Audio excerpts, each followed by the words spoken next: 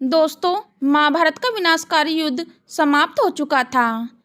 कौरवों की सारी शक्ति और विरासत मिट्टी में मिल चुकी थी। दुर्योधन, दुशासन और समस्त कौरव पुत्र वीर गति को प्राप्त हो चुके थे। हस्तिनापुर के राजमहल में सन्नाटा छाया हुआ था। राजा धृतराष्ट्र शोक में डूबे हुए थे। अपने एकांत कक्ष में बैठे थे। वे जन्म से ही अंधे थे, पर अब उनका हृदय भी पहले से कहीं अधिक अंधकर्मीय हो गया था। तभी उनके कानों में एक परिचित ध्वनि आई, प्रणाम भ्राताश्री धृतराष्ट्र। उस परिचित स्वर को सुनकर धृतराष्ट्र बोले, आओ विदुर, तब के गए हुए अब लौटे हो।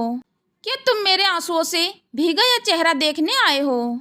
निश्चय ही शोक प्रकट करने के लिए आए हो, है ना विदुर? विदुर श्रद्धा से धृतराष्ट्र के चरणों में झुक जाते हैं। धृतराष्ट्र क्रोधित होकर बोले, क्या आप मुझसे लंबी आयु का आशीर्वाद लोगे विदुर? विदुर बोले, नहीं महाराज। धृतराष्ट्र करवाहट भरे शब्दों में बोले, तो फिर शोक प्रकट करो और चले जाओ। मुझे मेरे आंसुओं और अकेलेपन के साथ छोड़ दो। मेरा हृदय अब खाली हो चुका है। मेरा प्रिय दुर्योधन युद्ध भूमि में मर गया है। भीम ने गदा युद्ध में उसकी जंगा तोड़ दी है। वही जंगा जिस पर उसे गर्व था, जिस पर मुझे भी गर्व था। इतना कहकर धृतराष्ट्र फूट फूट कर रोने लगते हैं और आगे बोलते हैं, हे विदुर, क्या तुम शोक भी प्रकट नहीं करोगे? क्या तुम्हारी आंखों में मेरे पुत्र के लिए एक भी बूंद आंसू नहीं बचा है? इस पर विदुर बोले, महाराज, क्या हमारी राजनीति ऐसी थी कि उस पर शोक किया जाए? धृतराष्ट्र रोते हुए बोले, हे विदुर, मेरा पुत्र दुर्योधन और दुशासन कोई राजनीति नहीं था, और अन्य सभी गंधारी पुत्र भी कोई राजनीति नहीं थे। वे मेरे पुत्र थे, मेरा रक्त था, मेरा वंश था। विदुर बोले, महाराज, वे आपके पुत्र थे, परंतु आपने उन्हें राजनीति के चौरस पर गोटियों की तरह रख दिया। उन्हें आगे बढ़ाया, फिर पीछे हटा लिया, जैसे किसी खेल के मोहरे।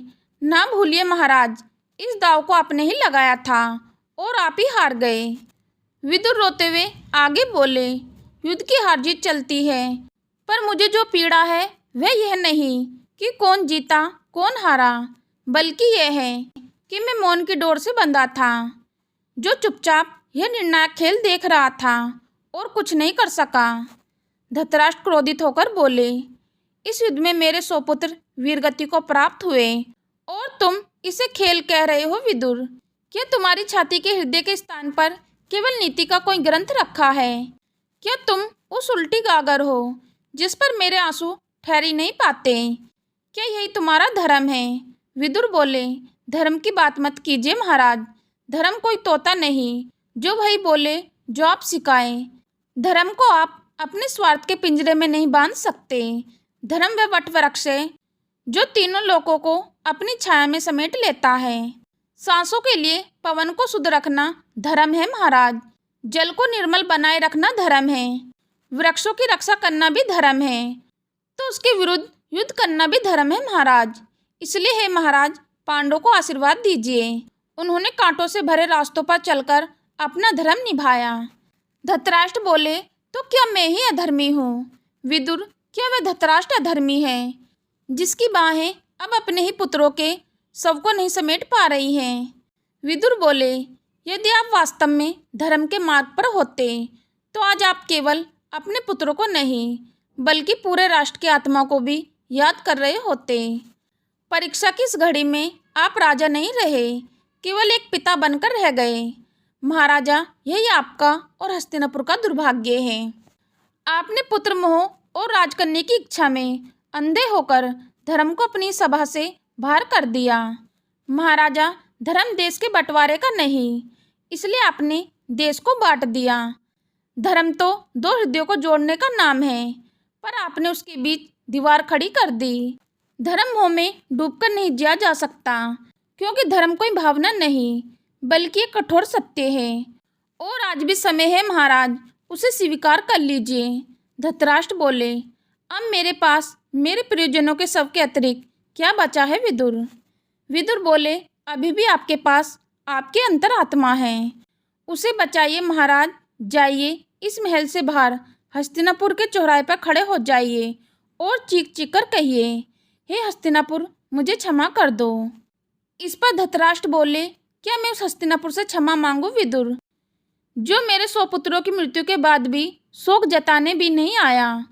विदुर बोले, क्यों आता महाराज, आप जाइए और शोक प्रकट कीजिए, क्योंकि आपने केवल 100 पुत्र खोए हैं, लेकिन हस्तिनापुर ने तो हजारों पुत्रों की बलि दी है, और जिन पुत्रों को आप अपना कह रहे हैं वह भी तो इसी हस्तिनापुर के पुत्र थे। तब धृतराष्ट्र कहते हैं कि धर्म ने मेरा पुत्र भी छीन लिया। विदुर, अब क्या कोई मुझे अपने ही पुत्र के लिए रोने का अधिकार भी नहीं देगा? विदुर बोले, नहीं महाराज, धर्म अधिकार छीनता नहीं, बल्कि सही मर्यादा दिखाता है। धर्म एक नदी की जलधारा के समान है, जो हर खेत, हर भूमि और हर प्राणी को उसकी प्यास के अनुसार जल देता है। लेकिन यह जलधारा किसी एक व्यक्ति की संपत्ति नहीं होती। पुत्रों से प्रेम करना एक पिता का कर्तव्य है, परंतु धर्म का कोई पुत्र नहीं होता, कोई परिवार नहीं होता, वह सबका है और किसी का भी नहीं।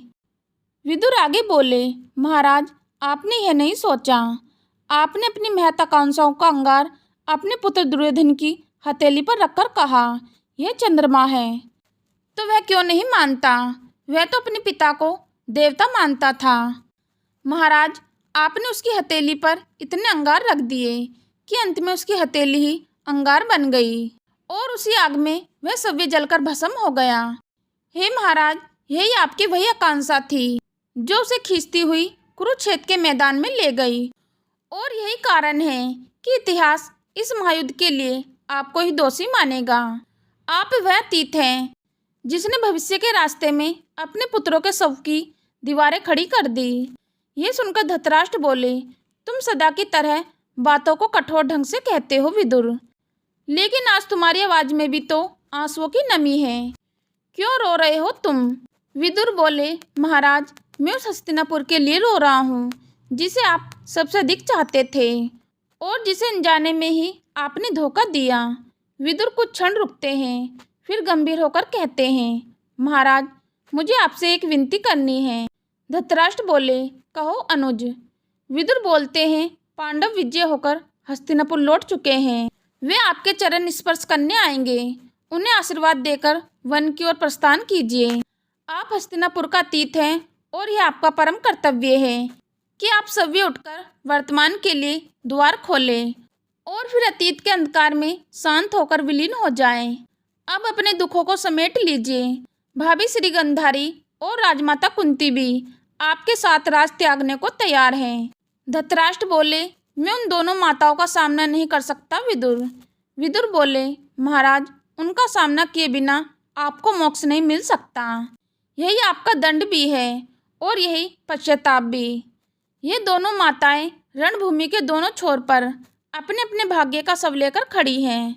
जब वे आपके साथ होंगी तभी आपको यह बोध होगा कि आपकी आकांक्षा ने हस्तिनापुर को कितनी भारी कीमत चुकाने पर मजबूर किया है।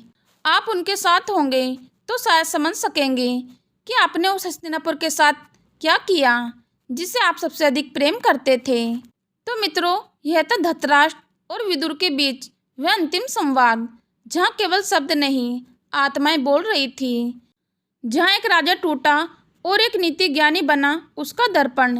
यदि यह संवाद आपको भावनात्मक और विचारपूर्ण लगा हो तो कृपया वीडियो को लाइक करें।